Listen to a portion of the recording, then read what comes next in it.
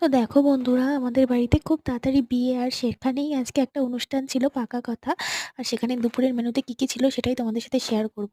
প্রথমে ছিল ভাত, বেগুনি, আর সবাই মিলে আমরা বসে বসে গল্প করছিলাম, সঙ্গে মাছের মাথা দিয়ে ডালও ছিল, খাচ্ছিলাম আর গল্প করছিলাম দিদি, দাদা, ভাই সবাই মিলে। তারপরে ছিল চিংড়ি মাছের মালাইকারি, যেটা খেতে মোটামুটি বেশ ভালোই হয়েছিল।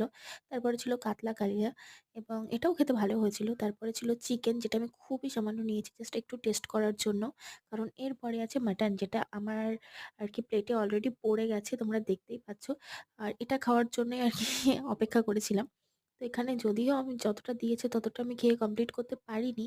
যতটুকু খেয়েছি বাদবাকি রেখে দিয়েছি। কারণ মানে ওদিক থেকে খুব আর কি তাড়া দিচ্ছিল তাড়াতাড়ি করার জন্য। তো তারপরে এখানে ছিল স্যালাড। স্যালাড দিয়ে একটুখানি টেস্ট করলাম, বেশ ভালোই লাগছিল। অ্যান্ড তারপরে অ্যাজ ইউজুয়াল চাটনি, পাঁপড়, দই, মিষ্টি, যেখানে মিষ্টিটা আমি খাইনি।